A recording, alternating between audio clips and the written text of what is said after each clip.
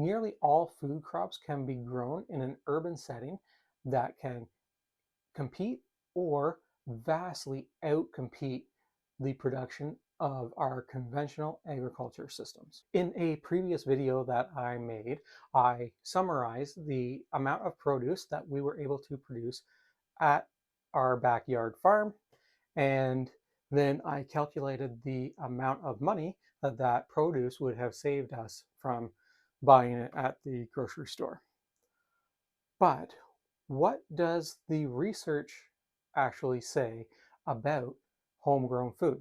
Now, the research into homegrown food and backyard growing is actually pretty scarce. This is likely because there's not a lot of financial incentive for academics and researchers and industry to look into the productivity of people growing food at home. Though I guess it could be argued that seed companies would be interested in helping their customers produce better crops, and that would also include home growers and not just uh, large scale farms.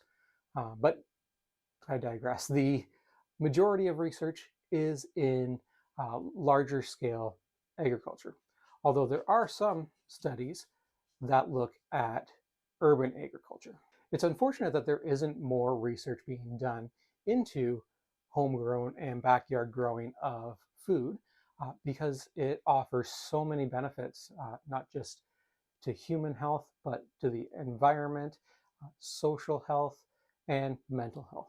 In terms of human physical health, gardening is a great way to get those 150 minutes of moderate to vigorous physical activity that our doctors are always hounding us to get. Home food production also supports the local environment by increasing the biodiversity of what would otherwise be monocropped lawns that are speckled with the odd tree, bush, or raised bed.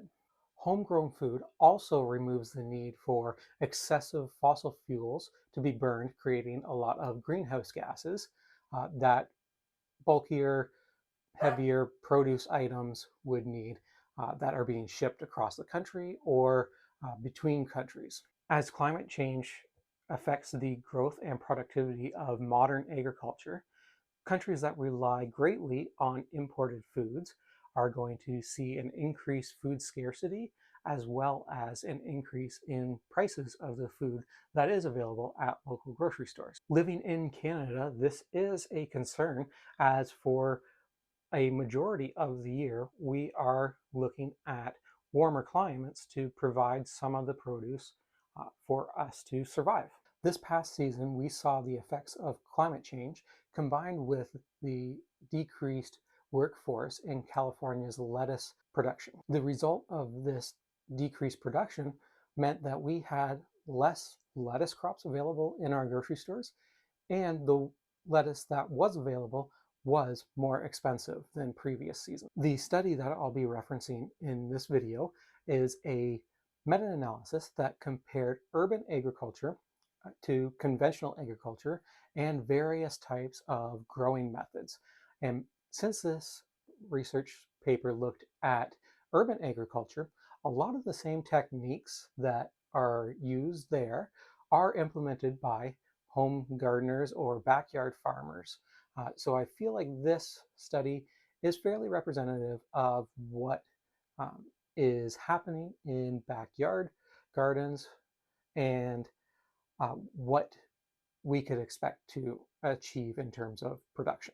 The study, aptly titled, "How Much Food Can We Produce in Urban Areas? Food Production and Crop Yields of Urban Agriculture, a Meta-Analysis," was published in Earth's Future in 2022. The authors collected data from 200 studies, which resulted in 2,062 crop observations. The data used in this analysis was collected from research papers that looked at allotments, rooftop growing, indoor growing, and urban agriculture.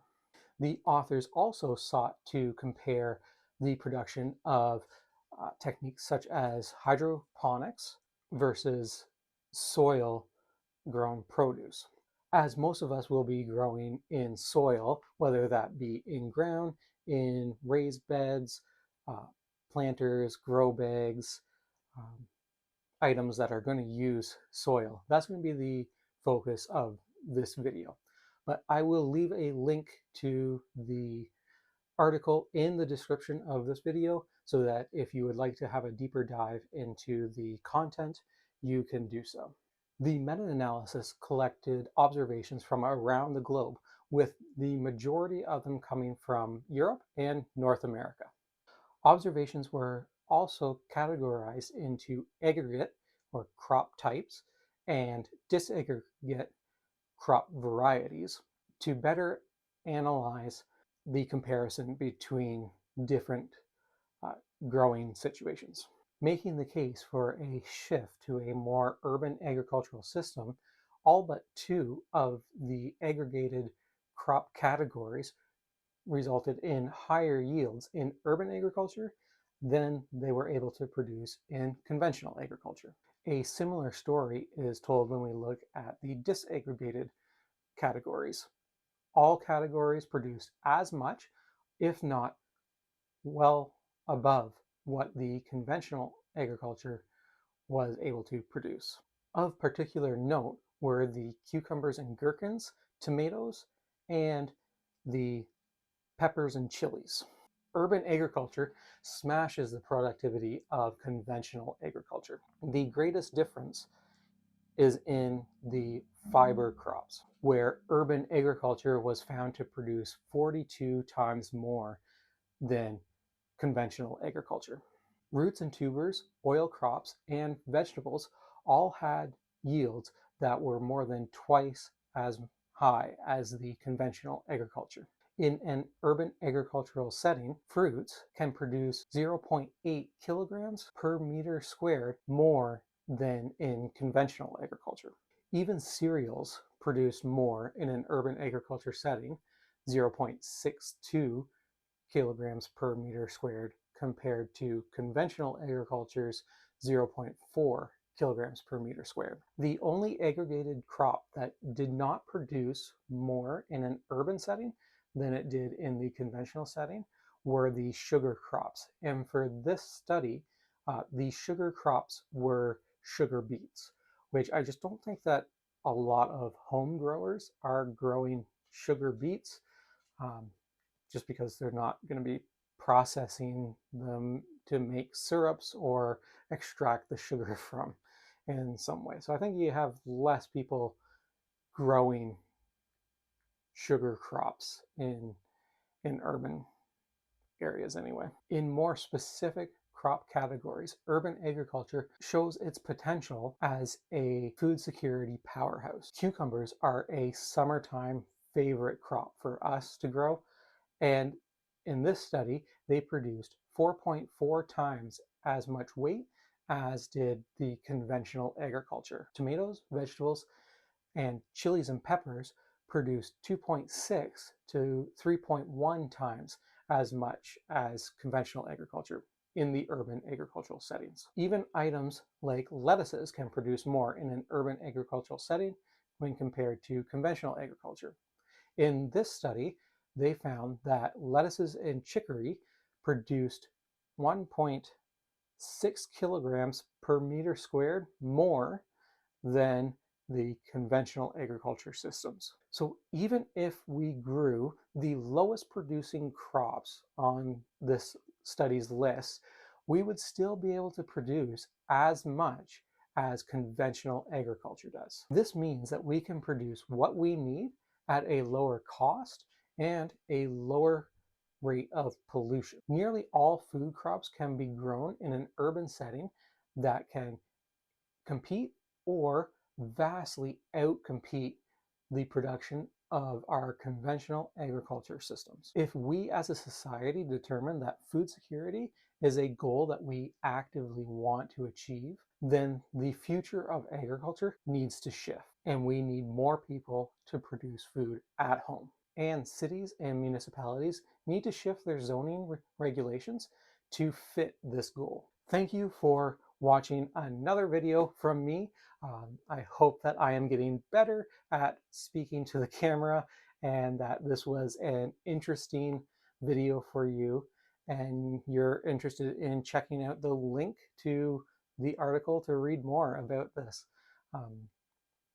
If you did like the video, please leave a like and subscribe. If you're not subscribed, share the video around, share our channel and our Instagram account.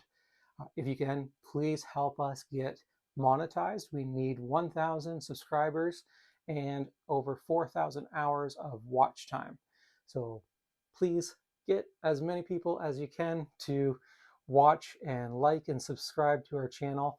All the money that will be coming from monetization will be going back into this project, helping us to secure seeds, equipment, advertising if needed, and helping people to grow food in their own backyards. Thanks. Have a great night. See you in the next one.